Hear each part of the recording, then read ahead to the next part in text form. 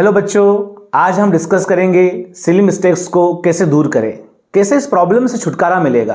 क्योंकि देखिए हर एक पेपर में 6 to 10 क्वेश्चंस रॉन्ग हो जाते हैं, 6 to 10 क्वेश्चंस रॉन्ग हो जाते हैं और 40 से 50 नंबर कम हो जाते हैं आप लोगों के। सोचिए 40 से 50 नंबर वहां कम हो रहे हैं जहां कॉन्सेप्ट भी क्लियर है, आपको सब आता भी है, उसके बाद भी नंबर कम हो रहे हैं। और ये 40 से 50 नंबर रैंक में कितना चेंज कर सकते हैं, ये सिलेक्शन में कितना फर्क कर सकते हैं, ये आप सब अच्छे से जानते हो। और ये जो मिस्टेक्स आप कर रहे हो इनके लिए आपको छोटी छोटी सी बातें ध्यान रखनी होगी, क्योंकि छोटी छोटी सी मिस्टेक्स हैं तो छोटी छोटी सी बातें ध्यान रखनी होगी। बस उनमें अगर आपने चेंज कर लिया तो मान लीजिए कि 40 से 50 नंबर आपके बढ़ जाएंगे, मतलब कि 70 से 80% जो मिस्टेक्स हो रही है वो कम हो जाएगी। तो कुछ रीजंस मैंने फाइंड किए हैं, उन रीजंस को आप ध्यान से देखिए, ध्यान से सुनिए और नोट्स बनाइए, और जब भी पेपर देने जाओ उसके पहले उसे पढ़ के जाइए। ये आप यकीन मानिए कि अगर आपने ये कर लिया तो आपके 70 to 80% मिस्टेक्स कम हो जाएगी। तो चलो डिस्कस करते हैं क्या है वो रीजंस, किन बातों पर हमें ध्यान रखना होगा ताकि हमें इस प्रॉब्लम से छुटकारा मिले। देखिए इस प्रॉब्लम को सॉल्व करने के लिए मैंने 3 पार्ट में से डिवाइड कर लिया है। बिफोर एग्जाम आपको क्या करना है, ड्यूरिंग एग्जाम आपको क्या करना है, और आफ्टर एग्जाम आपको क्या करना है। देखिए बिफोर एग्जाम जब आप क्लास में पढ़ रहे होते हैं तो आपको फोकस करना है कॉन्सेप्ट क्लैरिटी पे। देखिए जब हमें टीचर लोग पढ़ा रहे होते हैं ना, तो हमारे माइंड में छोटे छोटे से डाउट्स आते हैं, और ऐसे डाउट्स होते हैं कि कभी कभी पूछने में भी लगता है कि ये स्टूपिड डाउट अगर टीचर से पूछेंगे तो टीचर क्या कहेंगे, दोस्तों से पूछेंगे तो दोस्त क्या कहेंगे।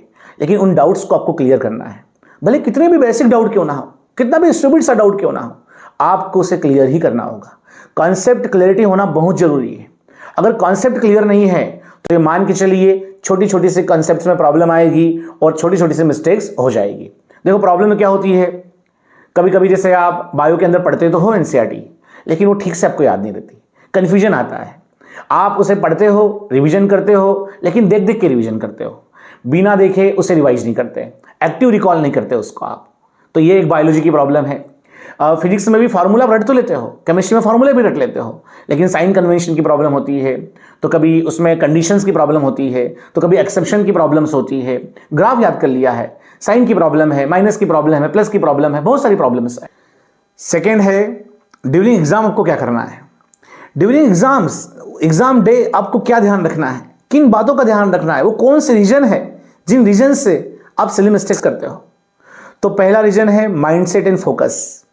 देखिए माइंडसेट को इंप्रूव करना ही होगा और फोकस को इंक्रीज करना होगा, तभी आप सिली मिस्टेक्स को ठीक कर सकते हो। तो कंसंट्रेशन को कैसे बढ़ाएंगे, तो कंसंट्रेशन को बढ़ाने का पहला रीजन है preserve your presence of mind. आपको जो जिस दिन एग्जाम हो उस दिन कम से कम 6 आवर की साउंड स्लीप लेके जाना है, अच्छे से सो के जाना है। अगर आप रात भर पढ़ते रहे, अगर ठीक से नहीं सोओगे और अगर आपका माइंड एक्टिव नहीं रहा, स्केटर्ड रहा, स्लीपी रहा, तो फिर आप प्रेजेंट पे फोकस नहीं कर पाओगे। जब क्वेश्चन सॉल्व कर रहे होगे उस पर फोकस नहीं कर पाओगे, उस पर्टिकुलर मोमेंट पे उस पर्टिकुलर क्वेश्चन को फोकस नहीं करोगे, तो फिर सिली मिस्टेक होने का चांस बढ़ेगा। इसी तरीके से आपको डिस्ट्रैक्शंस को अवॉइड करना होगा, उस दिन एंग्जाइटी को अवॉइड करना होगा, नेगेटिव थॉट्स आएंगे आपके माइंड में, ये इंटरनल डिस्ट्रैक्शंस हैं, इन्हें आपको अवॉइड करना होगा। एक्सटर्नल डिस्ट्रैक्शंस भी हो सकते हैं, जैसे इन्विजिलेटर का डिस्ट्रैक्शन हो सकता है, जिस एग्जाम हॉल में गए उसमें टेम्परेचर कुछ भी हो सकता है तो उसका डिस्ट्रैक्शन हो सकता है, इवन नॉइजी एनवायरनमेंट हो सकता है। ये सब प्रॉब्लम्स को इग्नोर करना होगा आपको और क्वेश्चन पेपर पे सॉल्व करना, क्वेश्चन पेपर पे फोकस करना होगा, उसी को सॉल्व करना होगा किसी भी हालत में, उस पर पूरा फोकस उसी पे होना चाहिए। एग्जाम के दिन डर भी बहुत लगता है, कुछ बच्चे इतने डर जाते हैं कि पेपर ही देना नहीं चाहते हैं, पेपर देने से ही डरते हैं। जिस पेपर की एग्जाम उन्होंने साल भर करी वो पेपर देने से डरते हैं। सोचिए अगर आप इतना डरोगे तो आप प्रेजेंट पे फोकस नहीं कर पाओगे। आप अगर फ्यूचर के बारे में इतना सोचोगे और प्रेजेंट में फोकस नहीं कर पाओगे तो सिली मिस्टेक्स होगी। इस वजह से एग्जाम के 1 महीने पहले से ही अगर अटेंशन पावर को बढ़ाना है तो जिस टाइम पर एग्जाम होने वाला है, जैसे 2 से 5 के बीच में एग्जाम होता है, तो आप 1 महीने पहले से ही टेस्ट पेपर की प्रैक्टिस करिए। उसी टाइम पर टेस्ट पेपर की आपको प्रैक्टिस करनी है। कभी कभी और क्या प्रॉब्लम होती है, और प्रॉब्लम ये होती है कि अगर कुछ बच्चे ओवर एक्साइटमेंट दिखाते हैं, जैसे ये पेपर दिया, 2-4 क्वेश्चंस ठीक आ गए, उन्हें पेपर सिंपल आ गए, बायो के क्वेश्चंस एनसीईआरटी बेस्ड आ गए, तो उनकी स्पीड अपने आप बढ़ जाती है। और स्पीड अगर बढ़ने लगी, जितना क्वेश्चन को टाइम चाहिए उससे कम टाइम देने लगे आप, सिंपल क्वेश्चन था लेकिन वही क्वेश्चन सबसे ज्यादा डेंजरस हो जाएगा, उसमें सिली मिस्टेक होने के चांसेस बढ़ जाएंगे। इस वजह से माइंड को काम रखना है, बिल्कुल काम रख के एक्यूरेसी को बढ़ाना है। देखिए क्वेश्चन अगर सिंपल है तो एक्यूरेट होना चाहिए, किसी भी हालत में उस क्वेश्चन को रॉन्ग नहीं होना चाहिए। और इसका उल्टा, कभी कभी स्टार्टिंग के 3-4 क्वेश्चंस अगर उन्हें नहीं आते हैं, अगर 3-4 क्वेश्चन नहीं आते तो पैनिक कर जाते हैं। उस पैनिक सिचुएशन में आगे के 20 क्वेश्चन भी रॉन्ग करने लगते हैं, उनके नेक्स्ट 20 क्वेश्चन भी खराब हो जाते हैं। जबकि आपको ऐसे नहीं सोचना चाहिए। अगर आपने साल भर पढ़ाई करी है, अगर आपको पेपर मुश्किल लग रहा है, अगर आपको क्वेश्चन टफ लग रहे हैं, तो सबको ही टफ लग रहे होंगे। आपको हर एक क्वेश्चन को फ्रेश माइंड से देना होगा और आपके दिमाग को बिल्कुल पेशेंस को इंप्रूव करना होगा। दिमाग में ठहराव होना चाहिए, स्टेबिलिटी होना चाहिए। जितना माइंड काम रहेगा, जितना ज़्यादा रशिंग नहीं होगी, जितना ज़्यादा हड़बड़ाहट नहीं होगी, उतना अच्छा है, उतनी कम सिली मिस्टेक्स होगी। और कभी कभी पैनिक में आकर के पैनिक गेसेस करने लगते हैं, लास्ट में किसी भी ऑप्शंस को टिक करके आ जाते हैं।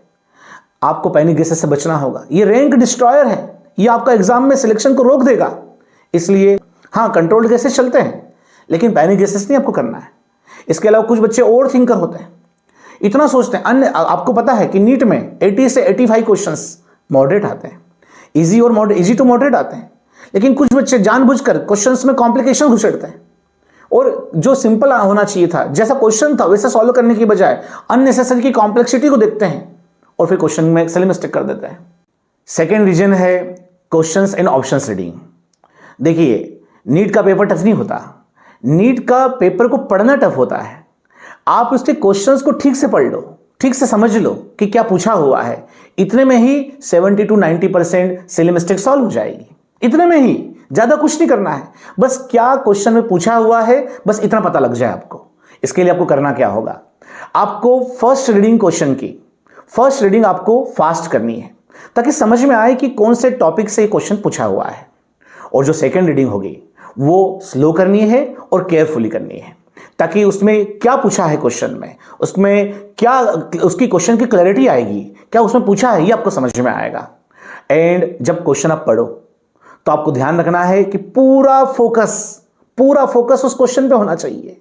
आपको ये नहीं सोचना है कि इसके पहले क्वेश्चन मेरे ठीक हुए हैं कि नहीं हुए हैं, कहीं रॉन्ग तो नहीं हो जाएंगे, आगे के क्वेश्चंस कैसे आएंगे, इस साल का पेपर लगता है मुश्किल आ गया है, पता नहीं मैं पास हो पाऊंगा कि नहीं हो पाऊंगा, मेरा सिलेक्शन हो पाएगा कि नहीं हो पाएगा। ये सब नहीं सोचना है आपको।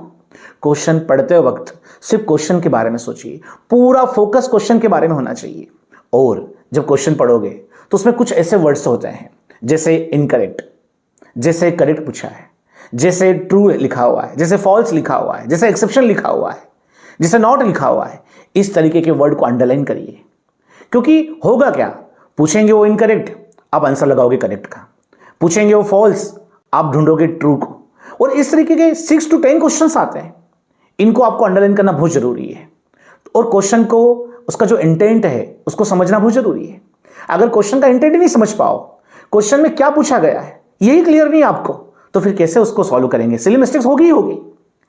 दूसरा है ऑप्शंस रीडिंग। ऑप्शंस जब हम रीड करते हैं, जब क्वेश्चंस रीड किए हमने, ऑप्शन पहला रीड किया हमने, हमें लगा कि यही आंसर है, उसी को टिक कर देते हैं। चारों ऑप्शंस पढ़ना जरूरी है, क्योंकि बहुत बार क्या होता है, ऑप्शन ऐसे भी आ सकते हैं A and C, both A and C are correct, ऐसे भी आ सकते हैं ऑल ऑफ द अबव, तो उनको कौन पढ़ेगा। और साथ ही साथ कभी कभी तो ऐसा भी होता है कि 4 ऑप्शन में से मोर अप्रोप्रिएट को हमें ढूंढना पड़ता है, जो क्लोज है उसको ढूंढना पड़ता है। तो इस तरीके से पूरे ऑप्शंस पढ़ना है। और जब ऑप्शंस पढ़ रहे होंगे तो क्लैरिटी होना बहुत जरूरी है, क्या पूछा गया है, क्वेश्चन पढ़ने के बाद क्या पूछा गया है, ये दिमाग में होना बहुत जरूरी है। अगर ये रहेगा तो ही आप ऑप्शंस में ठीक से ढूंढ पाओगे कि क्या करेक्ट होगा। और थर्ड प्रॉब्लम है एग्जीक्यूशन, कैलकुलेशन। देखिए, आपको कुछ चीजों को तो बिल्कुल मेमोराइज कर लेना चाहिए, बिल्कुल रोट लर्निंग कर लेना चाहिए, बिल्कुल याद हो जानी चाहिए। जैसे फॉर्मूले अगर आपको याद रहेंगे, आपको डिराइव एक भी फॉर्मूला नहीं करना, एज इट इज फॉर्मूला आपको याद करना है, इंस्टेंटली याद आए फॉर्मूला, ये आपको ध्यान रखना है। और कुछ बेसिक चीजें होती है, जो बेसिक वैल्यूज होती है, उन बेसिक्स को रिकैलकुलेट नहीं करना है हमें। जैसे कुछ कंपाउंड्स के मोलर मास होते हैं, वो एज इट इज याद आना चाहिए, वहां पर आपको कैलकुलेट नहीं करना है, नहीं तो इससे स्पीड स्लो हो जाएगी, सिली मिस्टेक से आंसर ज्यादा रहेंगे। साइन या कॉस की जो टेबल्स हैं उनको सीधे याद कर लीजिए, लॉग की जो वैल्यूज है उन्हें सीधे याद कर लीजिए। तो जितना भी मेमोराइजेशन का काम है वो बिल्कुल आपको अच्छे से याद आना चाहिए। दूसरा, कैलकुलेटर का यूज कभी ना करें। जब प्रैक्टिस करें आप, जब घर पे प्रैक्टिस करते हो तो डिवीजन के लिए, मल्टीप्लिकेशंस के लिए, स्क्वायर रूट्स की वैल्यूज के लिए आप कैलकुलेटर यूज ना करें, वरना अगर आप कैलकुलेटर यूज करोगे तो आपकी स्पीड स्लो रहेगी, एग्जाम पेपर में आप सिली मिस्टेक करोगे। और छोटी छोटी से जो मेंटल पावर को बढ़ाने के लिए, ब्रेन स्पीड को बढ़ाने के लिए प्रैक्टिस करिए। जैसे घर पे ही रेगुलर बेसिस पे वीकली आप सोचिए 17 इंटू 19 कितना होता है, 1.25 इंटू 25 कितना होता है, अंडर रूट 45 कितना होता है, ये छोटी छोटी से 210 डिवाइडेड बाय 3 कितना होता है। ये मेंटल कैलकुलेशन आप करिए, इसकी प्रैक्टिस करिए ताकि ब्रेन की स्पीड बढ़े आपकी। और ध्यान रहे नोटेशंस कभी कभी वहां पर ठीक से नहीं लिखे आते, कुछ ब्लर दिखते हैं हमारे पेपर में, नीट के पेपर में स्पेशली, तो उनको ध्यान दीजिए पेपर के वक्त। और साइन कन्वेंशन बहुत जरूरी है। फॉर्मूला भी याद रहता है लेकिन साइन कन्वेंशन में मिस्टेक कर जाते हैं, तो ये सब भी छोटी छोटी सी बातें। देखो कोई बड़ी बात नहीं है, कोई सिली मिस्टेक्स को करने के लिए कुछ बड़ा काम नहीं करना है। इन छोटी छोटी बातों पे आपको ध्यान रखना है। जैसे आप रफ वर्क करते हो तो पेपर में जब रफ वर्क करते हो तो क्लीन करिए, बिल्कुल क्लियर दिखना चाहिए। ऐसा नहीं होना चाहिए कि 2.5 लिखा आपने और आपको दिख रहा है 2.8, तो ये प्रॉब्लम हो जाएगी। अगर रीडिंग ही गलत होगी, अगर 2.5 को 2.8 देखोगे तो मिस्टेक तो होगी ही होगी। इस वजह से कभी किसी फिजिक्स केमिस्ट्री में कोई क्वेश्चन ऐसा है जिसमें बहुत सारे स्टेप्स हैं, तो एक नए पेपर पे करिए। एक ही पेपर पे स्क्रिबल ना करा करें, हर एक क्वेश्चन को हर एक स्टेप को उसी पेपर में ना लिखें, कॉलम बना लीजिए पेपर में और कॉलम के हिसाब से करिए ताकि आप उससे देख पाओ, वेरीफाई भी कर पाओ आसानी से। तो ये सब छोटी छोटी बातों का आपको ध्यान रखना होगा। नेक्स्ट मिस्टेक है ओएमआर फिलिंग में। देखिए ओएमआर फिलिंग में काफी आपको डिसिप्लिन मेंटेन करके रखना होगा। देखिए प्रॉब्लम क्या होती है, बहुत सारे बच्चे करते क्या है कि वो क्वेश्चन सॉल्व करते हैं, कैलकुलेशन करते हैं, आंसर लेके आते हैं और डायरेक्ट उसे ओएमआर में फिल करते हैं। या फिर बहुत सारे बच्चे ऐसे होते हैं कि जो पूरे 180 क्वेश्चंस कंटिन्यूअस सॉल्व कर लेंगे, उसके बाद में फिर एक साथ ओएमआर को फिल करेंगे। ऐसा बिल्कुल नहीं करना है। सबसे पहले आपको जो क्वेश्चन पेपर है उसमें ही आपको क्वेश्चन सॉल्व करना है, आंसर निकालना है और ऑप्शन को टिक करना है। ऐसे 4-5 क्वेश्चन आपको कर लेना है, या एक पेज पे जितने भी क्वेश्चंस हैं वो पूरे सॉल्व कर लेना है। उसके बाद ओएमआर को फिल करना है। अब ओएमआर को जब फिल करोगे तो कैसे करोगे? सबसे पहले क्वेश्चन जैसे 45 है, उसका आंसर 2 है, तो यहां पर जब ओएमआर फिल करोगे तो यहां पर भी बोल के देखोगे एक बार कि क्वेश्चन नंबर 45 का 2, तब जाके फिल करना है। इधर बोला 46 का 3 है, तो तब यहां पर फिर आकर के ओएमआर फिल करोगे तो 46 का 3 है, ऐसे बोल के ही सॉल्व करना है। अगर इसमें मिस्टेक हो गई या सीरियल अगर एरर हो गया, सीरियल शिफ्ट एरर हो गया, तो फिर सब कुछ प्रॉब्लम हो जाएगी, सब कुछ चौपट हो जाएगा। तो ओएमआर फिलिंग भी बहुत इंपॉर्टेंट है, उसे आप बिल्कुल ध्यान से करें। सबसे लास्ट का रीजन सबसे पावरफुल हैबिट है, ये अगर आपने कर लिया तो आपकी सिली मिस्टेक्स 50% कम हो जाएगी। 30 से 40 नंबर बढ़ना ही बढ़ना तय है ये। और ये है पेपर का एनालिसिस करना। लेकिन एनालिसिस करना कैसे है, ये सबसे ज्यादा इंपॉर्टेंट है। बहुत सारे बच्चे तो जैसे ही संडे टेस्ट देते हैं उसके बाद वो इतने रिलैक्स हो जाते हैं कि पेपर को फेंक देते हैं कहीं पर और बस दूसरे दिन डायरेक्ट क्लास आते हैं। ऐसा नहीं करना होता। पेपर देने से ज्यादा इंपॉर्टेंट है पेपर का एनालिसिस करना। पेपर एनालिसिस करना कैसे है, लेकिन आपको एक मिस्टेक डायरी बनाना होगा। आप सिर्फ पेपर एनालिसिस के नाम पर क्वेश्चंस के सॉल्यूशंस नहीं देखोगे, सिर्फ सॉल्यूशन देख लिए हो गया एनालिसिस, इससे कुछ भी फायदा नहीं होने वाला है। आपको एक मिस्टेक डायरी बनाना होगा। आपको नोट करना होगा कि आपने कौन कौन से मिस्टेक्स करी है।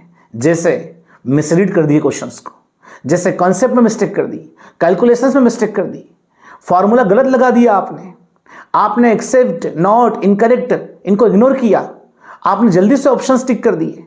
ऐसी छोटी छोटी सी बहुत सारी प्रॉब्लम्स है। तो कौन सी प्रॉब्लम्स है आपकी जो आप कर रहे हो, उनकी लिस्ट बनाना है। उसके बाद में आपको ये लिस्ट बनाने के बाद में आपको देखना है कि जैसे मान लो एग्जाम्पल के लिए बायो में आपने 1 NADH की जगह 2 ATP लगा दी, जबकि 3 ATP लगाने थे। तो आपको लिखना होगा कि ATP कैलकुलेशन में मिस्टेक हुई है। और ATP कैलकुलेशन में कैसे मिस्टेक हुई? मेमोरी मिस्टेक हुई, मेमोरी स्लिप हो गई है। और फिर नेक्स्ट टाइम क्या करोगे? नेक्स्ट टाइम आप कंफर्म करोगे ATP की टेबल्स को, कैलकुलेशंस की टेबल को। ऐसे ही जो भी क्वेश्चन रॉन्ग हो उसकी आप स्क्रीनशॉट ले लीजिए, उसकी फोटो खींच लीजिए और जो फॉर्मूला उसमें गलत है उस फॉर्मूले को लिख लीजिए या क्वेश्चन को रफ लिख लीजिए आप मिस्टेक बुक के अंदर। जैसे एग्जांपल के लिए आपने फॉर्मूला आपको याद आ गया F = mv², जबकि होना चाहिए था mv²/r होना चाहिए था। रेडियस की प्रॉब्लम हो गई तो आपको लिखना होगा सर्कुलर मोशन में प्रॉब्लम हुई है, रेडियस मिसिंग है। आपको दिखना होगा कि आप बार बार रेडियस मिसिंग कर रहे हो, आपको इस टाइप के फॉर्मूले याद नहीं आ रहे हैं, ऐसा लिखना होगा आपको। तब जाके वो ठीक हो पाएगा। तो ये जितने भी मिस्टेक्स उनकी लिस्ट बनाई है, जो जो भी पेपर के बाद में मिस्टेक्स होती है उनको लिखिए, और लिखने से काम नहीं चलता है, इसको रिवाइज करना होगा। हर 3-4 दिन में जो मिस्टेक्स हो रही है बार बार पेपर्स में, उनको रिवाइज करना होगा, या कम से कम जब पेपर देने जाओ उसके पहले आपको रिवाइज करना होगा। जब आप रिवाइज करोगे तो सबकॉन्शियसली जब जैसा ही अगला टेस्ट देने जाओगे और ये आपको याद रहेगा आपके माइंड को कि ये मिस्टेक्स आपने करी है लास्ट टाइम, तो आपका माइंड आपको वार्न करेगा। आप केयरफुल हो जाओगे, अपने आप केयरफुल हो जाओगे कि ये मिस्टेक्स आपने करी है, बार बार आप ये इस टाइप की मिस्टेक्स कर रहे हो, तो ये आपको फायदा देंगे। और बार बार जब एनालिसिस करोगे, बार बार जब आप आपकी मिस्टेक्स को लिखोगे, मिस्टेक डायरी में लिखोगे, बार बार उसे रिवाइज करोगे, देखोगे कि कैसे मिस्टेक्स कर रहे हो, तो एक पैटर्न समझ में आएगा। हर एक स्टूडेंट का सबकॉन्शियस माइंड एक ही पैटर्न में वो मिस्टेक्स कराता है। जैसे किसी की प्रॉब्लम माइनस साइन भूल जाता है, किसी की प्रॉब्लम है वो एक्सेप्ट नहीं देख पाता, इनकरेक्ट नहीं देख पाता है, किसी की प्रॉब्लम है कि वो कैलकुलेशंस में जब लास्ट की जो स्टेप्स होती है उनमें गलती कर देता है। तो इन पैटर्न्स को ढूंढिए। जैसे कि एग्जांपल के लिए आपने देखा कि लास्ट के कुछ पेपर्स में अब लगातार बायो के अंदर फैक्ट बेस्ड क्वेश्चन गलत कर रहे हो, जल्दी जल्दी पढ़ रहे हो, इस वजह से प्रॉब्लम हो रही है, ये आपने पैटर्न देखा, तो अपने आप जैसे ही आपको समझ में आ गया तो अपने आप जो नेक्स्ट पेपर होगा उसमें आप स्लो रीडिंग करने लग जाओगे। तो इन सब चीजों का भी आपको ध्यान रखना है। ये एनालिसिस करना सबसे ज्यादा जरूरी है। मैं कह रहा हूं, अगेन कह रहा हूं आपको, ये सबसे पावरफुल हैबिट हो सकती है आपकी, इसे आप करिए।